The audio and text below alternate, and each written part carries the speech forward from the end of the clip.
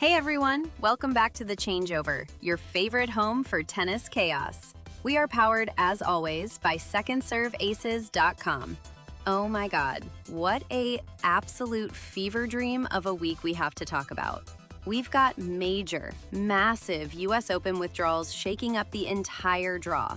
A brutal three-set battle in Cincinnati where Fritz served absolute bombs but still couldn't close the deal. And some seriously dramatic moments on the women's side with Iga moving through. I am so hyped today, guys. Like, my favorite player actually won last night, so I am in the best mood ever. Joining me to make sense of all this madness are Arthur Vance and Leo Sterling. Arthur, please tell me you didn't get lost in the stadium corridors again today? Only briefly, Elena. I ended up near the laundry facilities, which, honestly, has a very soothing rhythmic hum. Not unlike a perfectly executed baseline rally. But yes, I am here, present, and still marveling at the sheer existential weight of what we saw on court this week. Glad you made it back to reality, Arthur, because we've got real work to do. No time for laundry poetry today. The physical toll of the tour is catching up to these guys, and the US Open draw is already looking like a completely different beast. Oh, totally. Like, the medical room must look like a war zone right now. Let's start with the absolute breaking news that just dropped. Sinner and Draper have officially withdrawn from the US Open. I mean, my spreadsheets are literally crying. The top half of that draw is just completely wide open now. It is deeply tragic, isn't it? Sinner, who carries himself with such quiet, almost monastic discipline. To see his body rebel at the very gates of Flushing Meadows, it makes you realize how fragile this peak athletic existence truly is. It's the grind, Arthur. Plain and simple. I've been saying this. These kids are pushing their bodies to absolute extremes from January to December. Sinner's movement is violent. It's beautiful, but it's violent. When you play with that level of intensity, you're constantly writing checks your body eventually can't cash. Right, and like with Draper too. The guy has been playing some of the most physical tennis of his career lately, but his body has always been a bit of a question mark. It's like, just when he gets the momentum, the physical breakdown happens. It's so frustrating to watch. And the vacuum it leaves? It's fascinating. Carlos's path now looks entirely different. Remember during that tiebreak last week when Carlos hit that running forehand? The sheer torque.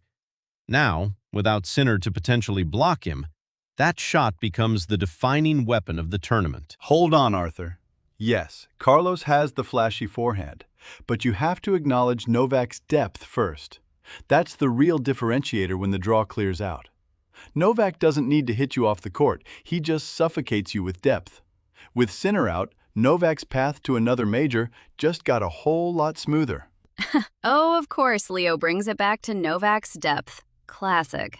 But seriously, if you guys want to see the actual tactical breakdown of how this reshapes the entire tournament, you have to check out secondserveaces.com. Their AI-driven analysis is wild. It doesn't just show you the new bracket. It actually models the statistical probability of the remaining players based on their matchup history. It's like my dream website. It is indeed a remarkable tool, almost poetic in how it quantifies the chaos of sport. But speaking of chaos, we must talk about Ohio.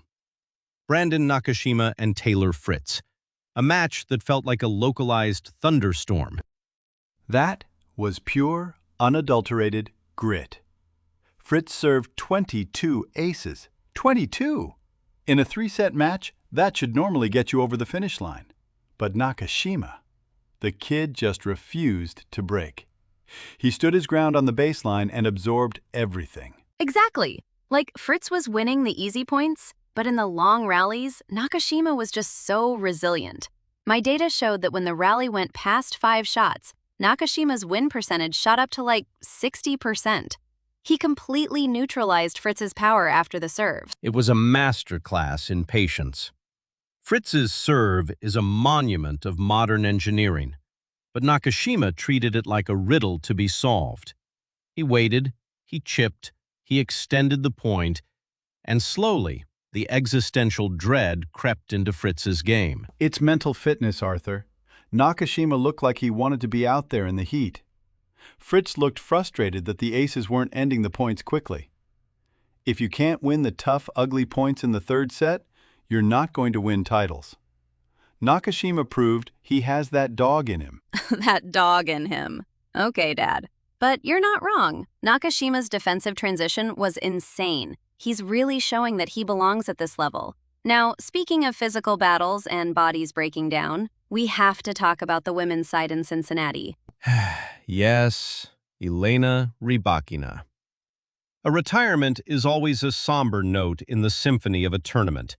A heel injury of all things, the very foundation of a tennis player's movement, compromised. Yeah, it's honestly so sad. Rybakina was playing so well, but that heel was clearly bothering her from the start. She had to retire, which sent Iga Swiatek straight into the semifinals. But I mean, Iga was looking incredibly sharp anyway. Iga is a machine. But let's not overlook Jessica Pegula's epic win in the other quarterfinal. That match was a physical test of wills. Pegula's mental toughness right now is top tier. She is fighting for every single inch. Indeed. Pegula plays with a certain quiet efficiency. No histrionics, just relentless execution. It makes the upcoming matches in Cincinnati look incredibly mouthwatering. Oh, absolutely. I cannot wait to see how this all plays out. Make sure you guys head over to secondserveaces.com to read our full in-depth articles on all of these matches. They've got heat maps, serve placement charts, and everything you need to stay ahead of the game. We'll be back right after this quick break to dive deeper into the draw. Speaking of resilience, or like the complete lack of luck with it, did you guys see the breaking news about Emma Raducanu? Ah, the cruel, fragile nature of the human frame. A grade 4 shin stress fracture. That is a massive blow. A grade 4 stress fracture is no joke, Arthur. That is a check her body simply couldn't cash after all the intense training. Exactly. Like, my injury tracking models on secondserveaces.com showed she was already pushing her physical limits during the hard-court warm-up events. It makes you wonder about the existential weight of these young careers. The body rebels against the concrete courts of New York before the drama even begins. It's the modern baseline grind, Arthur. If you don't build that physical foundation on the challenger circuit, the main tour will break you. Oh, here we go. Leo's mandatory challenger year theory again. But seriously, with Jannik Sinner sidelined and Carlos Alcaraz coming back from his own injury issues? The draw is parting like the Red Sea for Novak Djokovic. The universe is aligning for him once more. Novak's depth is going to be the absolute differentiator here. While the young guns are limping, he's just maintaining that flawless metronomic precision. Right, but like, have you guys looked at the long-term outlook we just published? There's an article predicting his 2026 U.S. Open prospects. He'll be 39. 39.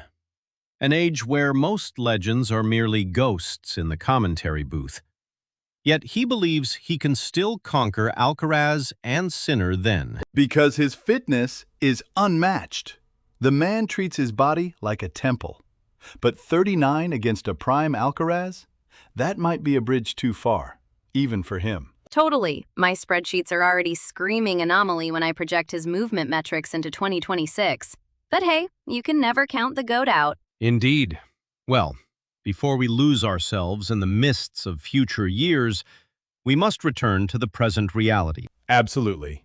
For all the deep tactical breakdowns, head-to-head metrics, and AI-driven analysis on these U.S. Open draws, our listeners need to head over to the site. Yes. Check out secondserveaces.com for all the data-driven articles we talked about today. We'll see you guys in the Discord. Until next time, may your serves find the lines and your connection remain unbroken.